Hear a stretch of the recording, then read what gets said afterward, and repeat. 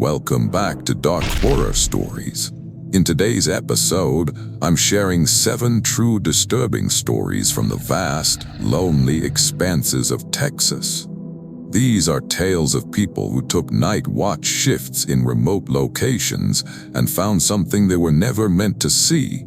Make sure to hit that like and subscribe button and let me know where you're watching from in the comments. Story 1. The Garrett Ranch sits about 40 miles northeast of Marfa in a stretch of West Texas that most people drive through without stopping. My uncle bought the property in 2003, thinking he'd retire out there and run a few head of cattle. The land was cheap because the previous owner had let everything go to hell. Fences sagging, windmill rusted solid, the old bunkhouse listing to one side like it was trying to lie down. I was 22 that summer, between jobs, and my uncle offered me decent money to spend a few weeks helping him clear brush and patch fence line. The bunkhouse had electricity but no running water. We kept a cooler full of bottled water on the porch, and my uncle had set up a chemical toilet in what used to be a tack room. The place smelled like creosote and old leather. During the day, we worked until the heat got unbearable, then retreated to the shade and drank lukewarm Coke. At night, my uncle would drive back to his trailer in town, and I'd stay out there alone. He said someone needed to keep an eye on the equipment. We'd had copper wire stolen from another property the year before. I didn't mind it at first. The silence was almost total once the sun went down. No traffic sounds, no neighbors, just wind moving through the mesquite and the occasional cry of something hunting in the dark. I'd sit on the porch with a battery-powered lantern and a paperback western I'd read 3 times already, listening to the metal roof tick as it cooled. The third night, I heard the windmill start turning. That shouldn't have been possible. The mechanism was seized solid. We tried to get it moving earlier that week, and my uncle had finally said we'd need to order parts from Lubbock, but I could hear it clearly from the porch. That rhythmic creak and groan of the blades catching wind, the squeal of metal on metal. It was maybe 200 yards from the bunkhouse, just visible in the moonlight. I told myself it was the wind, that maybe something had shaken loose. I went back to my book, but I couldn't focus. The sound kept going, steady and deliberate. After about 20 minutes, I grabbed my flashlight and walked out to take a look. The windmill was completely still. I stood there for a while, playing my light over the blades and the tower, looking for anything that might have made that noise. Nothing. I walked a slow circle around the base, checking the pump housing, the concrete pad, the overflow pipe. Everything was exactly as we'd left it, frozen, useless. When I got back to the porch, I noticed my bottle of water was gone. I'd left it on the railing right next to the lantern. I thought maybe I'd knocked it off walking past, but I couldn't find it anywhere in the dirt below. I got another one from the cooler and sat down, and that's when I saw the footprints. They led from the porch steps out toward the windmill, then stopped about halfway there. I could see them clearly in the beam of my flashlight, boot prints larger than mine pressed deep into the caliche. What made my hand start shaking was that they just ended. No prints led up to where they stopped, none led away. I went inside and locked the door. The next morning I walked out to check again. The prints were still there, baked hard in the dirt. My uncle thought I was messing with him when I showed him. He laughed and said I'd probably sleepwalked out there and didn't remember. But I know my own boot tread. These weren't mine. That night I left the lantern off and sat in the dark, watching through the window. Around midnight I heard my uncle's voice calling my name. It came from somewhere past the windmill, out in the open scrubland. He was calling like he'd lost sight of me, like he needed help finding his way back. But my uncle was 40 miles away in town. I'd watched him drive off 6 hours earlier. I sat frozen at the window, listening to my name drift across the empty land over and over. The voice was perfect. Same cadence, same gravel in the throat. It even had the slight pause he did between syllables when he was tired. I didn't answer. I barely breathed. The voice moved closer. It circled the bunkhouse slowly, calling from different directions. Sometimes it was far away, out near the fence line. Sometimes it was so close I could hear the scrape of boots on gravel outside the door. At one point, something tapped on the window right next to where I was sitting, 3 slow, deliberate knocks. I could see the shadow of a hand pressed against the glass, but when I turned my flashlight on it, there was nothing there. Just my own reflection staring back at me, white-faced and wide-eyed. The voice kept calling until dawn. When the sun finally came up, I didn't wait for my uncle. I threw my stuff in my truck and drove straight into town. I told him I was done, that he could keep the money. He tried to talk me out of it, said I'd just gotten spooked being alone, but I wouldn't go back. He hired a couple of guys from Presidio to finish the job. About 2 weeks later, my uncle called me. He said the new guys had found something strange. There was a narrow opening in the ground near the windmill, hidden under a sheet of rusted corrugated metal. It looked like it had been covered intentionally, weighted down with rocks. When they moved the metal aside and shined a light down, they could see a space below. Looked like an old hand-dug well or maybe a root cellar. The walls were smooth, almost polished, and there were marks scratched into the dirt. Dozens of them in neat rows like someone counting days. My uncle asked if I wanted to know what else they found down there, but I told him no. I still have dreams sometimes where I'm back at that bunkhouse, sitting in the dark, and I hear my name being called. Sometimes it's my uncle's voice.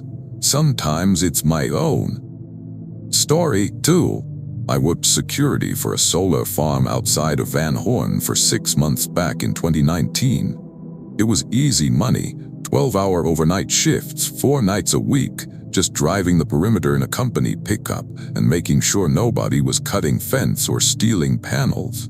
The facility covered about 600 acres of flat desert, rows and rows of photovoltaic arrays stretching out in every direction. During the day, the whole place hummed with electricity. At night, it was like standing in a graveyard made of glass and steel. The shift supervisor was this older guy named Hector Delgado who'd been with the company since they broke ground.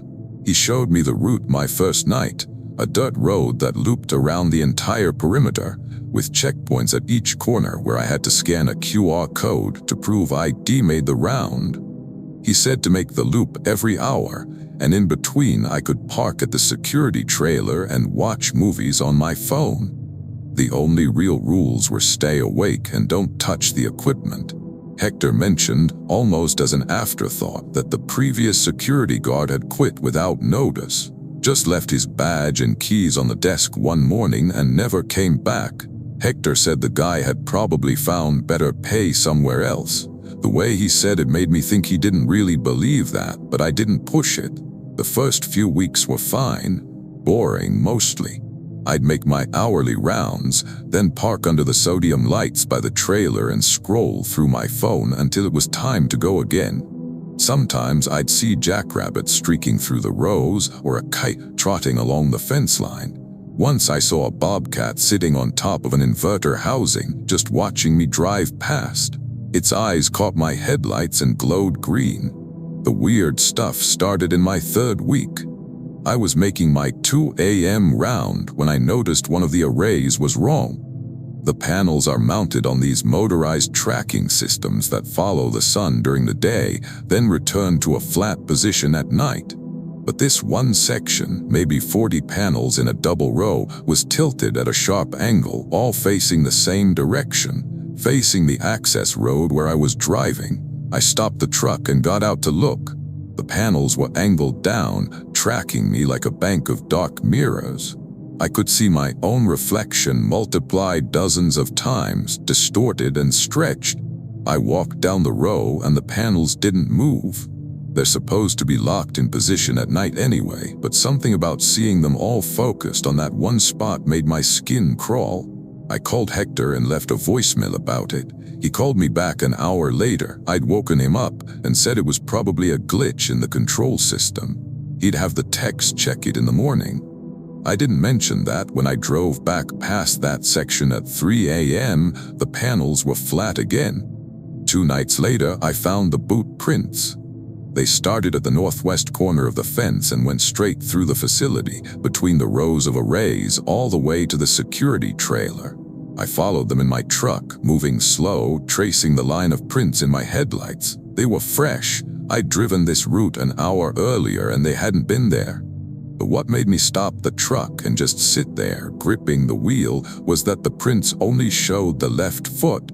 Every few paces, a perfect left boot print in the dust. No right foot, just the left over and over, like something hopping on one leg across 600 acres of desert. The trail ended at the trailer steps. I sat in the truck for 20 minutes, staring at that last print before I finally radioed Hector. He drove out this time, met me at the trailer just before dawn.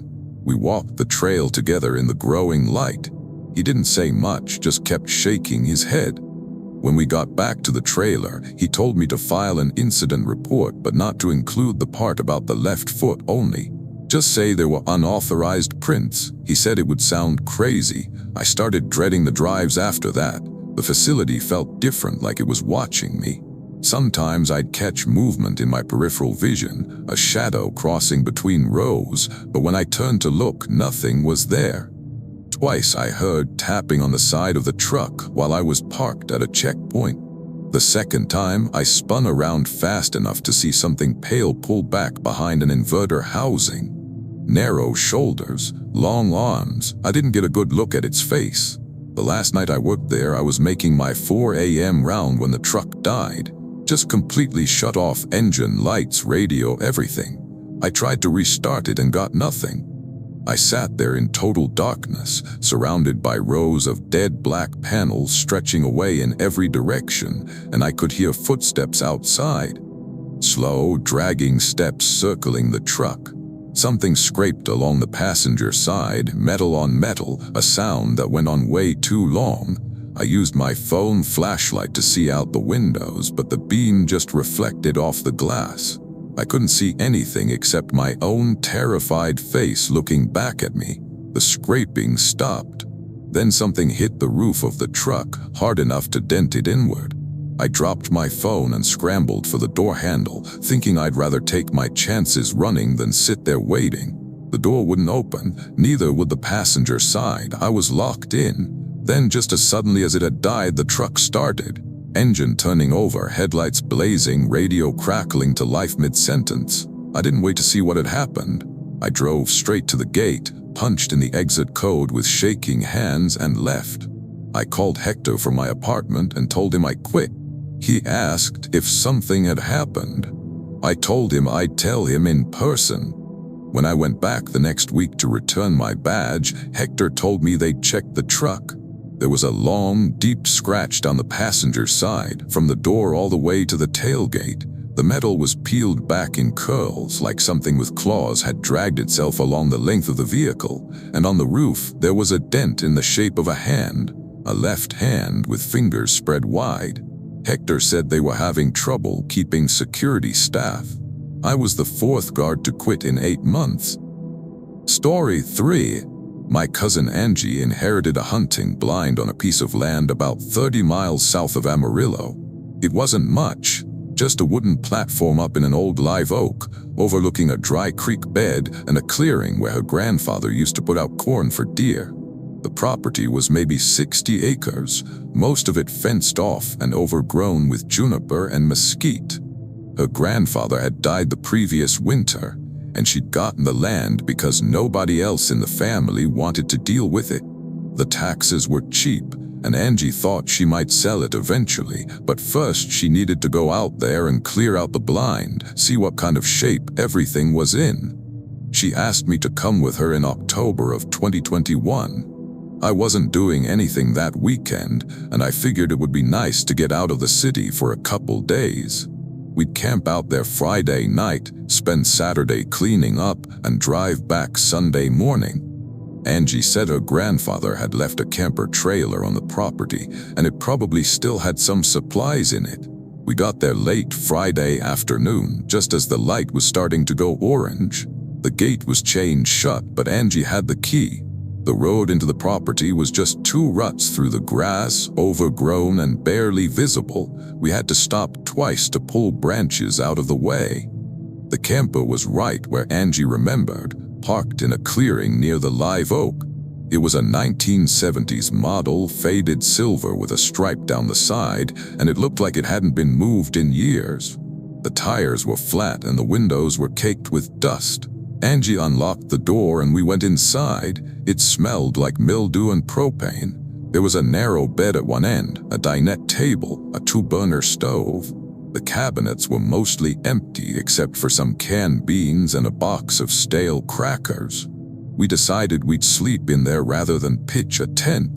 It wasn't luxurious, but it was shelter. We spent the rest of the evening gathering firewood and setting up our camp chairs outside. Angie had brought hot dogs and beer, and we cooked them over the fire as the sun went down. It was peaceful. I remember thinking how quiet it was, no highway noise, no neighbors, just the wind and the crackle of burning mesquite. We stayed up late talking about her grandfather, about whether she should sell the land or try to lease it for hunting.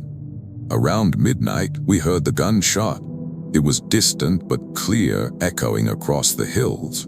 A single rifle shot, sharp and flat. Angie and I looked at each other and she said maybe somebody was hunting hogs. That's illegal at night, but people do it anyway, especially on private land. We listened for another shot, but nothing came. After a while, we put out the fire and went inside to sleep. I woke up maybe 2 hours later.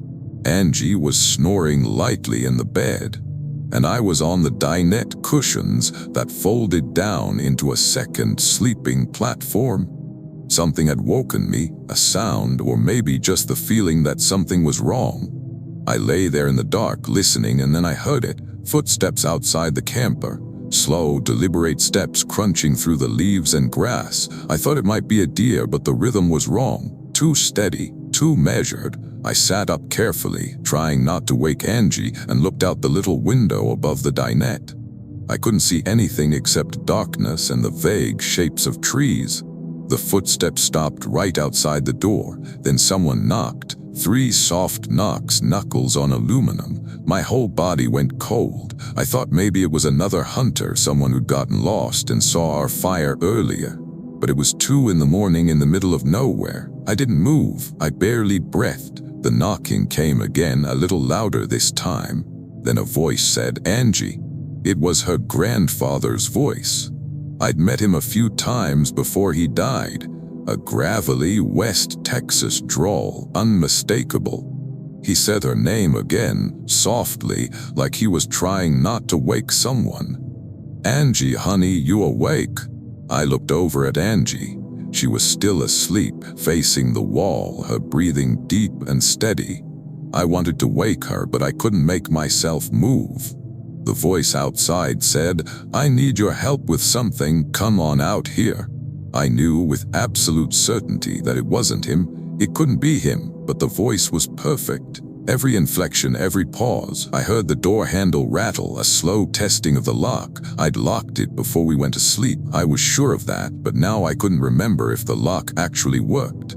The handle turned all the way down and the door pushed in an inch before the chain caught it. Through the gap, I could see a sliver of darkness outside, and then I saw the hand. It reached through the gap, fingers spread, feeling for the chain. The hand was gray, the color of cigarette ash, and the skin looked thin, almost translucent. The nails were cracked and too long. The fingers moved with a strange, jerking motion, like a puppet being controlled by someone who'd never seen a hand move before. I lunged forward and slammed the door shut. The hand pulled back just in time, and I heard a sound outside, not a yelp of pain, but something closer to a hiss. I locked the deadbolt and backed away, my heart slamming against my ribs. Angie sat up, confused and half asleep, asking me what was wrong. I told her someone was outside. She grabbed her phone and turned on the flashlight, shining it at the door. We stood there for a long time, listening. There were no more footsteps, no more knocking, no voice, just silence stretching on and on. At dawn, we opened the door and looked outside. There were footprints in the dirt around the camper, barefoot prints with toes that were too long and splayed too wide. They circled the camper 3 times before heading off into the trees. We followed them for maybe 50 yards, and then they just stopped in the middle of a clearing. No tracks leading in or out. We packed up fast and left. Angie sold the property 6 months later to a developer. She never told me what they offered, but she took it. Before we drove away that morning, I looked up at the hunting blind one last time. There was something carved into the tree trunk just below the platform. A word, or maybe a name, cut deep into the bark. I couldn't read it from where I was standing, and I didn't want to get closer. But I'm pretty sure it said Angie. It hadn't been there the day before. Story 4. The pump station sits about 15 miles west of Pecos, right in the middle of a whole lot of nothing. It's part of a pipeline system that moves water from treatment plants down to the oil fields in the Permian Basin. The station itself is just a concrete building the size of a one-car garage, with a few pumps and control panels inside and a small equipment yard surrounded by chain-link fence. My job was to drive out there 3 nights a week and do a visual inspection, check the gauges, make sure nothing was leaking, verify the automated systems were running. Usually took me about 20 minutes, then I'd lock up and drive to the next station on my route. I was working for a contractor out of Odessa. They had a dozen guys covering maybe 50 stations scattered across West Texas. The pay was decent, and most of the time it was easy. You showed up, checked the list, called in your report, moved on. The only hard part was staying awake during the drive between stations, especially in the middle of the night when there was nobody else on the road. The Pecos station was my least favorite, and I think maybe I'd always known that even before anything happened. There was something about the isolation of it, the way it sat out there in the empty land with nothing else around. No lights except the one sodium lamp on a pole in the yard. No sounds except the wind and the steady mechanical hum of the pumps. During the day, you could see for miles in every direction, just flat desert and low hills and the heat shimmering off the caliche. At night, it felt like the rest of the world had disappeared, and that little pool of light was all that remained. I'd been on the route for maybe 4 months when I started noticing things were off. Little things at first. Tools moved from where I'd left them. A wrench on top of a pump housing that I was sure I'd put back in the toolbox. A gate that was standing open even though I'd locked it the week before. I thought maybe it was the day shift guy or maybe someone from the main office checking up on us. But when I mentioned it to my supervisor, he said nobody else had been out there. Then I found the drawings. They were scratched into the dirt outside the station door, strange symbols, or maybe letters from a language I didn't recognize. Someone had drawn them with a stick or maybe their finger, making lines maybe an inch deep in the packed earth. There were 5 or 6 of them, arranged in a circle with a dot in the center. I stood there looking at them for a while, trying to make sense of it, then I scuffed them out with my boot. Probably just kids, I thought, teenagers driving around looking for something to do, but we were 15 miles from the nearest town on a road that didn't go anywhere except to the station. And the gate was locked. Nobody should have been able to get in. The next week, the symbols were back. Same spot, same design. This time I took a picture with my phone before I erased them. I showed it to my supervisor and he said he'd never seen anything like it. He told me to file a report and maybe put up a trail camera to see if we could catch whoever was doing it. I didn't want to come back. I know that sounds stupid. They were just scratches in the dirt, but something about them made my stomach turn. I couldn't explain it. The shapes were wrong somehow, like they were designed to be looked at but not understood. I kept thinking about them while I drove to the next station, and I had trouble focusing on the rest of my route. 2 weeks later, I was at the Pecos station just after midnight when I heard the tapping. It was coming from inside the pump building. A rhythmic tap, tap, tap, metal on metal, steady as a heartbeat. I stood outside the door with my flashlight listening. The pumps were running normally. I could hear the low mechanical thrum that never stops. But this was something else, something deliberate. I unlocked the door and went inside. The building is maybe 12 feet by 12 feet, with pumps and pipes running along 3 walls and a control panel on the 4th. There's barely enough room to move around, and the noise is loud enough that you have to wear earplugs if you're going to be in there more than a few minutes. I swept my flashlight across the equipment, looking for anything out of place. The tapping stopped. I stood there for maybe a minute, waiting, and then I saw the handprint on the control panel. It was pressed into a film of dust on the metal surface, a perfect print, palm and fingers. The hand was huge, at least half again as large as mine, and it was on the inside of the panel, like someone had reached through the metal and pressed outward from within. I backed out of the building and called my supervisor, told him I was done for the night, that something weird was going on and I needed someone else to check the station. He tried to calm me down, said I was probably just tired, but I could hear the uncertainty in his voice. He said he'd send someone out in the morning to take a look. I didn't go back inside. I sat in my truck with the doors locked, watching the building through the windshield, and that's when I saw it. There was a shape moving in the equipment yard, just outside the circle of light from the sodium lamp. It was tall, maybe 7 feet, and it moved wrong, joints bending backward, limbs too long for its body.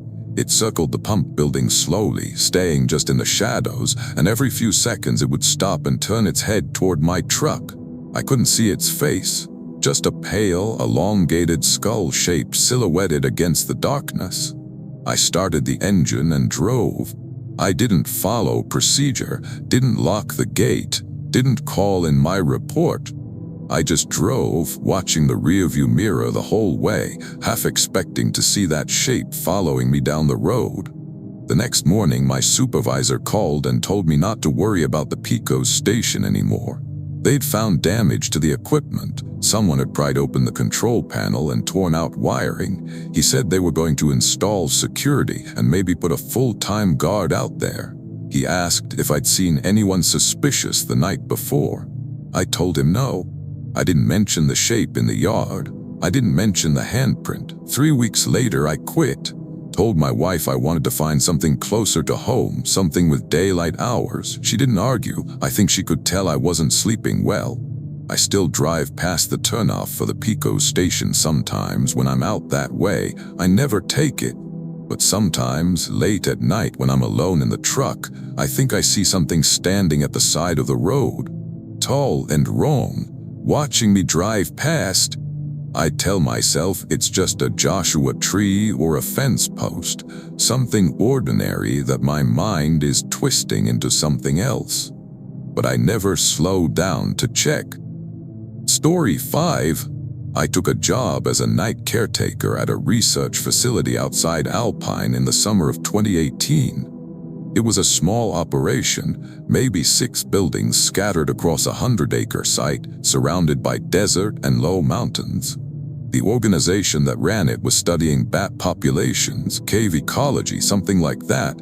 I didn't really understand the science. My job was to be on site overnight, make sure the buildings stayed locked, keep an eye on the generator, handle any emergencies. They paid me to basically just be present, which suited me fine. I was between careers and needed something low stress while I figured out my next move. The site manager was a woman named Dr. Patricia Voss, mid-50s, efficient and no nonsense. She showed me around on my first day, the main lab building, the equipment storage, the small cabin where I'd be staying. She explained the nightly routine: walk the perimeter at dusk, check all the doors, monitor the radio in case anyone needed to reach me. The researchers worked during the day and were always gone by 6 p.m. After that, the place was mine. Dr. Voss mentioned almost casually that the previous caretaker had left suddenly. A guy named Brendan something. She said he'd claimed there were issues with the site but wouldn't elaborate. She made it clear she thought he'd just been flaky, unreliable. She seemed annoyed that she'd had to hire someone new. The first 2 weeks were quiet, peaceful, even. I'd make my perimeter walk in the evening, then settle into the cabin with a book or a movie on my laptop. The desert night sky out there was incredible. No light pollution, just stars layered so thick you couldn't see black between them. Sometimes I'd hear coyotes yipping in the hills or the occasional truck passing on the highway a few miles away. Mostly it was just wind and silence. Then I started hearing the music. It was faint, barely audible over the generator hum. Classical music, maybe, violin and piano, something slow and mournful. I'd hear it late at night, drifting across the compound from somewhere I couldn't identify. At first I thought one of the researchers had left a radio on, but when I checked the buildings, they were all dark and locked. The music would fade in and out, never lasting more than a minute or two. I asked Dr. Voss about it the next time I saw her. She looked at me strangely and said there were no radios in any of the buildings. She suggested maybe I was hearing interference from a distant station, sound carrying across the desert. That didn't feel right, but I didn't push it. A few nights later, I found the notebook.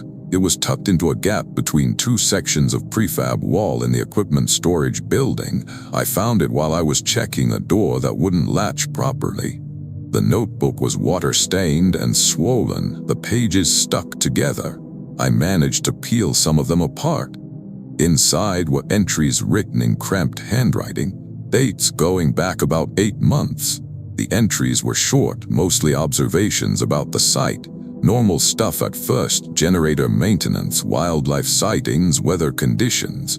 Then about halfway through, the tone changed. The previous caretaker, I assumed it was Brendan, had started writing about hearing things. Footsteps between the buildings when nobody else was on site. Shadows crossing windows in locked structures. He wrote about finding doors open that he knew he'd locked. About equipment moved from where it should have been. The last entry was just 2 words, written in shaky letters. "It's inside." I should have quit right then. I should have called Dr. Voss and told her I was done. But I needed the money, and part of me thought Brendan had just been paranoid, letting the isolation get to him. I put the notebook back where I'd found it and tried to forget about it. That night I woke to the sound of something dragging across the roof of my cabin. It was heavy, deliberate, a slow scraping sound that moved from one end of the roof to the other, then back again. I lay in the dark, staring at the ceiling, listening to it pass directly overhead. The cabin was a simple structure, metal roof on a wooden frame. Whatever was up there was big enough that I could hear the roof panels flexing under its weight. I didn't get up. I didn't turn on a light. I just lay there, frozen, while the scraping continued for what felt like hours but was probably only 10 or 15 minutes. Then it stopped. Silence rushed back in, so complete it felt like pressure against my eardrums. In the morning, I went outside and looked at the roof. There were scratches in the metal, long parallel gouges running the length of the cabin, 4 of them evenly spaced like claw marks. That evening, I skipped the perimeter walk.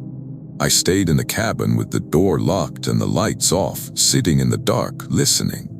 I heard the music again, louder this time. It was definitely coming from the main lab building. I could see it through the cabin window, maybe 50 yards away, dark and locked. But there was light moving inside, a faint, flickering glow in one of the windows like candlelight. I watched that light for over an hour. It moved from window to window, sometimes slow, sometimes quick. At one point, I saw a shadow pass in front of it. A silhouette that was too tall, too thin, the proportions all wrong. My phone rang. I nearly screamed. It was Dr. Voss calling to check in. She asked if everything was okay. I wanted to tell her what was happening, but I couldn't find the words. I said everything was fine. She told me she'd be by tomorrow to drop off some supplies. I thanked her and hung up. The light in the lab went out. The music stopped. I sat in the dark for the rest of the night, watching the lab building, waiting for the light to come back. It didn't. When the sun finally rose, I packed my things and left. I didn't wait for Dr. Voss. I drove straight to Alpine and called her from a diner, told her I was quitting effective immediately. She was angry, said I was leaving her in a bind, that she'd expected more professionalism. I apologized but didn't explain. About a month later, I saw a news article online. The research facility had closed unexpectedly. Something about funding issues, but the article was vague.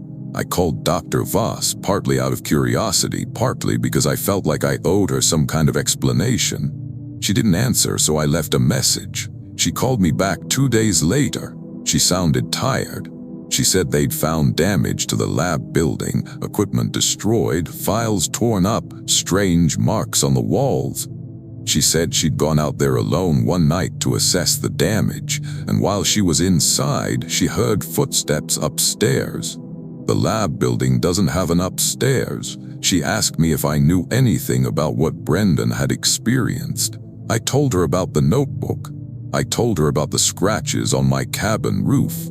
She was quiet for a long time, then she said, I should have listened to him.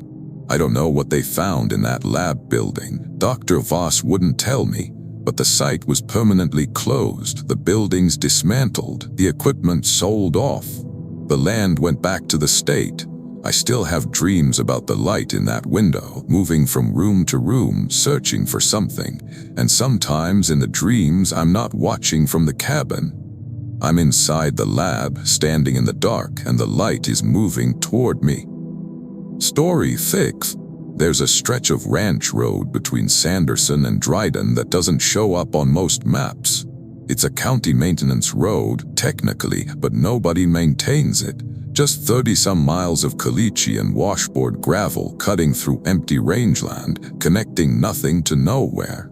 I ended up on it by accident in March of 2020, trying to avoid a detour on Highway 90. My GPS said it would save me 40 minutes. That was a mistake. I was driving a rented Ford pickup, heading west toward El Paso for a job interview.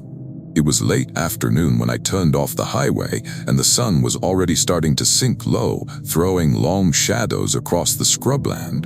The road was rough but passable. No other vehicles, no houses, not even cattle, just empty land rolling away in every direction. I'd been driving for maybe 20 minutes when I saw the truck. It was parked on the side of the road, maybe 100 yards ahead. An old Chevy, dark green or maybe brown, hard to tell with all the dust. The hood was up, steam or smoke drifting out. I slowed down, trying to decide whether to stop. It's never a good idea to be stranded out here, and I figured whoever it was might need help, but something about it felt wrong. The truck looked like it hadn't been moved in a long time. There were no tracks around it, no footprints, no sign of anyone nearby. I pulled up alongside it and rolled down my window. "Hello?" My voice sounded too loud in the stillness. No answer. I could see into the cab through the dusty windshield. The driver's seat was empty, but there was something on the dashboard. A hat, maybe, or a folded cloth. I couldn't tell. I should have kept driving. I know that now. But I got out and walked over to take a closer look. The engine was cold. Whatever smoke I'd seen, it was gone now. I touched the hood, completely cold. The truck had been sitting there for hours, maybe days. The tires were flat, the battery cables corroded. On the dashboard was a jacket neatly folded, and on top of it a pair of work gloves. Behind me something crunched in the gravel. I spun around, nothing there, just the empty road stretching back the way I'd come. I stood there for a moment listening, and then I heard it again, a soft crunch like a boot on loose rock. It was coming from the other side of the truck. I walked around to look, nothing, no one. But I noticed something in the dirt. A partial boot print pressed deep, like someone had been standing there recently. I crouched down to look at it, and that's when I felt the temperature drop. It was sudden and sharp, like stepping into a walk-in freezer. My breath came out in a white cloud. I stood up fast and backed toward my truck. The air around the old Chevy was wrong, too still, too cold. And now I could smell something rotten, like meat gone bad in the sun. I'd thought the area was empty, but now I could see shapes moving in my peripheral vision. Shadows that didn't match the light. I got back in my truck and locked the doors, pulled back onto the road and started driving. In the rearview mirror, I could see the old Chevy sitting there, hood still up, and for just a second I thought I saw someone standing next to it. Tall, thin, facing the road, watching me leave. I drove faster, pushing the truck over the rough road, gravel pinging off the undercarriage. The sun was lower now, the light turning orange and red. I wanted to get off this road before dark, but the GPS said I still had 15 miles to go before I reached the next highway. That's when I noticed the truck behind me. It was far back, maybe a quarter mile, but it was definitely following. Same color as the one I'd stopped at, same boxy shape. I couldn't see the driver through the glare on the windshield. I sped up, and the truck behind me sped up too, keeping the same distance. I slowed down, and so did it. My hands were sweating on the steering wheel. I kept checking the rearview mirror, trying to make sense of what I was seeing. The truck behind me didn't look right. It was too far away to see clearly, but something about the proportions was off. Too tall maybe, or too narrow, and it didn't seem to be bouncing on the rough road the way my truck was. It just glided along smooth and steady. I saw another vehicle ahead. Another truck, parked on the side of the road, hood up. Then another one a few hundred yards past that, and another. A whole line of them stretching down the road into the distance, each one with the hood up, each one sitting at a slight angle like it had been abandoned mid-breakdown. I didn't stop. I drove past all of them, heart hammering, eyes flicking between the road ahead and the rearview mirror. The truck behind me was still there, still keeping pace, and now I could see others. Trucks parked on both sides of the road, a tunnel of rusted metal and broken glass. Some of them had doors hanging open. Some had shattered windshields. One had a tarp stretched over the bed, flapping in a wind I couldn't feel. The sun touched the horizon. The light bled out of the sky fast, turning everything purple and then gray. I flicked on my headlights, and in the sudden glare, I saw someone standing in the road ahead. I slammed on the brakes. The truck skidded sideways, fishtailing on the loose gravel, and I barely managed to keep it on the road. When I looked up, the figure was gone. Just empty road, the cone of my headlights cutting through the gathering dark. Behind me, the following truck had stopped. It was maybe 50 yards back, headlights off, just sitting there.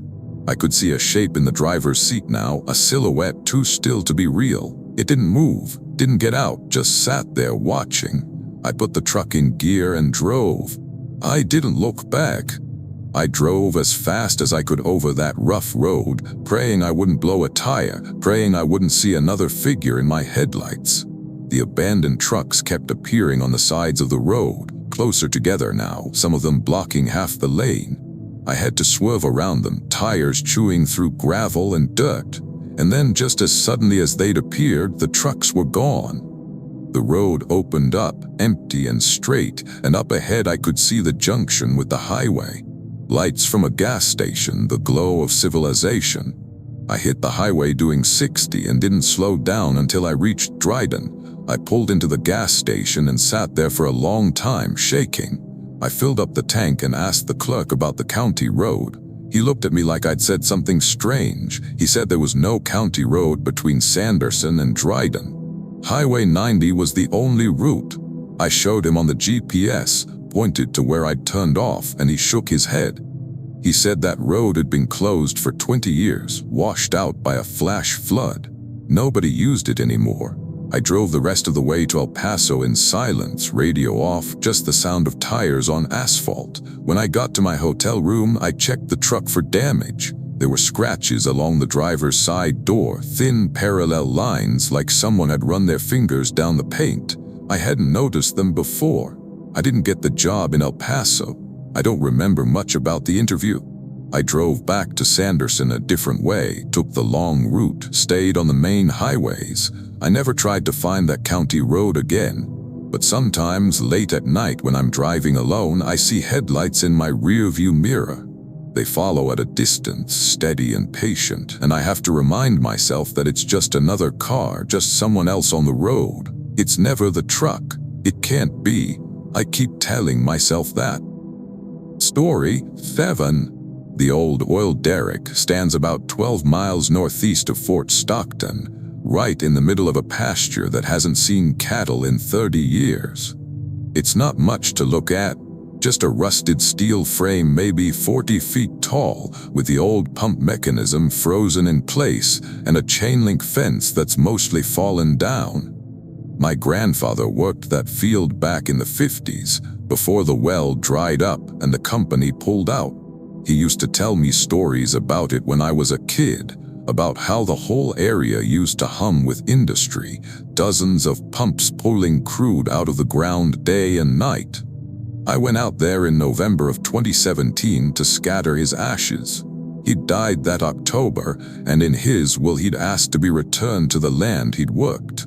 My grandmother thought it was a strange request, but I understood it. That derrick represented a time in his life when he was young and strong, when the future still felt open. I drove out there on a gray afternoon with his ashes in an urn on the passenger seat, following directions he'd written in a notebook years before. The derrick was easy to find. It sat alone in the empty field, visible for miles.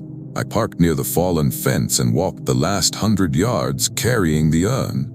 The ground was hard and cracked, dotted with prickly pear and dead grass.